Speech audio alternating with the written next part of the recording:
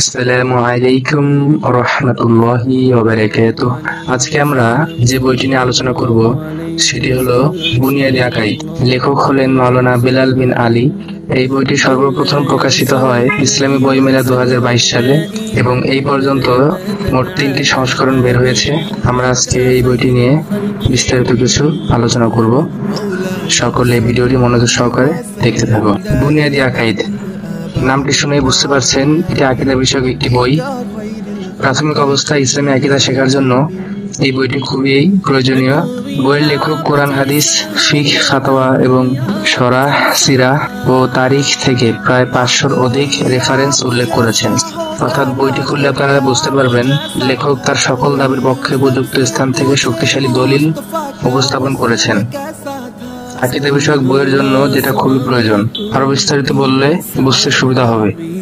যেমন লেখক তার দাবির পক্ষে সর্বপ্রথম কোরআন থেকে দলিল প্রদান করেছেন এবং কোরআনের ব্যাখ্যা স্বরূপ তিনি ইবনে কাসির, জালালাইন, কুরতুবী, ইমাম ফখরুদ্দিন আর রাজির সুবিখ্যাত আত-তাফসিরুল কাবির এবং আত-তাফসিরুন নাসাফি থেকে তার রেফারেন্সগুলো উল্লেখ করেছেন। এবং হাদিসের ক্ষেত্রে তিনি কুতুবুস সিত্তা থেকেই তার প্রায় 90% হাদিস উল্লেখ করেছেন। হাদিসগুলো ব্যাখ্যার ক্ষেত্রে তিনি বিখ্যাত শরাহ, ফাতহুল বারি, উমদাতুল কারি, আল মিনহাজ, শরহ সুয়ুতি, আল মুফহিম ইত্যাদি গ্রন্থ থেকে তিনি রেফারেন্স দিয়েছেন।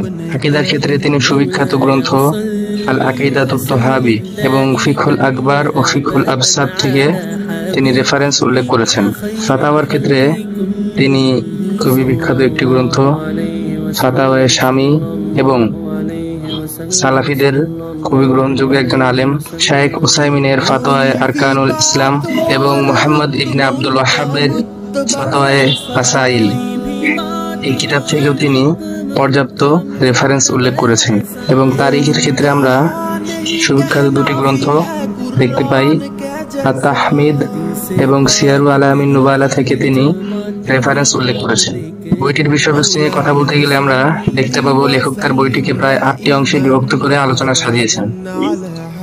সম্মানিত লেখক বইটির প্রথম 5টি অংশে মৌলিক আকীদা নিয়ে সুগভীর আলোচনা করেছেন এবং পরবর্তী 3টি অংশে বর্তমান সময়ে মাথাচাড়া দেওয়া কিছু গুমরাহী আকীদার খণ্ডন করেছেন এবং তার বিশুদ্ধ যে আকীদা হবে সেটার পক্ষে দলিল উপস্থাপন করেছেন। এর পাশাপাশি আকীদা সংক্রান্ত জরুরি আলোচনায় তিনি তাওহীদের পরিচয় প্রকার, তাওহীদের মর্মকথা এবং তৎকালীন মুশরিকরা তাওহীদুর রুবুবিয়্যাহ বিশ্বাসী ছিল কিনা এবং ইবনে তাইমিয়ার নিকট তাওহীদের প্রকারভেদ। এর পাশাপাশি বর্তমান মুজাসসিমা এবং মুশাব্বিহা আকীদার লোকেরা আল্লাহ তাআলার ক্ষেত্রে স্থান, কাল, পাত্রকে আবশ্যক করে থাকে, তবে আল্লাহ তাআলা এসব থেকে চিরপবিত্র এবং হুলুলি ও দেহবাদী আকীদা নিয়েও তিনি বিস্তারিত আলোচনা করেছেন এবং আল্লাহ তাআলার অবস্থান বিষয়ে সালাফিদের যে ভুল বিশ্লেষণ রয়েছে সেগুলো তিনি উল্লেখ করে তার সঠিক বিষয়টি তুলে ধরেছেন এবং তাবিল, তাফসীর এবং ইস্তাওয়া নিয়ে তিনি খুবই বিশ্লেষণধর্মী আলোচনা করেছেন এবং ইমাম আবু হানিফা রাহিমাহুল্লাহর বক্তব্যকে যেভাবে বিকৃত করে তারা নিজেদের ভ্রান্ত আকীদাকে মানুষের উপর চাপাতে চায় এই বিষয়টি তিনি উল্লেখ করে তার বক্তব্যের সঠিক মর্মকথা তুলে ধরেছেন। আল্লাহ তাআলার ক্ষেত্রে সূরত ও আকার আকৃতি